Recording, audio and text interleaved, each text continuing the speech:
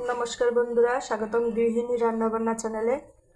तो आज के आमी करब टाकी माछेर पुर। এই যে মাছটা আমি এভাবে কেটে নিয়েছি ধুই। আপনারা তো চাল কুমড়ার পুর খেয়েছেন, তো আমি করব টাকি মাছের পুর। তার জন্য এখানে পেঁয়াজ আর কাঁচামরিচ নিয়েছি, আর এখানে দু রকমের সরিষা নিয়েছি। জিরে দিয়ে একসঙ্গে সবকিছু বেটে নেব। এই যে দেখুন, জিরে নিয়েছি আর সরিষা কাঁচামরিচ পেঁয়াজ একসঙ্গে বেটে নেব। মাছের মধ্যে অল্প একটু লবণ দিয়ে নেব। মাছে তো লবণ দিয়েছি, তো এখানে একটু লবণ দিয়ে দেবো, একটু হলুদ গুঁড়ো। এখন মশলাটা মেখে নেব। এই যে দেখুন, এইভাবে মাছের গায়ে মশলার পুরটা দিয়ে দেব।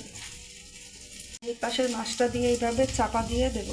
যে এরকম সুতো নিয়েছি, এটা দিয়ে মাছটা বেঁধে দেবো। দেখুন, বাকি মাছটা আমি এইভাবে পুর দিয়ে নিয়েছি। এখন দুটো মাছ আমি সুতা দিয়ে বেঁধে নেব। এই যে দেখুন, বাঁধা হয়ে গেছে। এখন আমি সর্ষে তেলে মাছগুলো ভেজে নেব।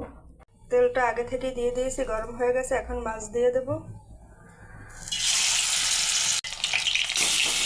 আপনারা চাইলে সয়াবিন তেলেও ভাজতে পারেন। মাছটা অল্প আছে, মচমচ করে ভেজে নেব। এখন আমি উল্টিয়ে নেব।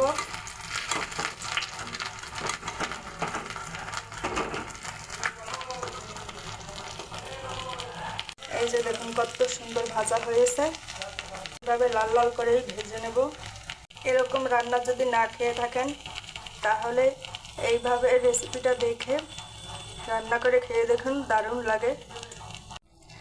আমার মাছ ভাজা হয়ে গেছে।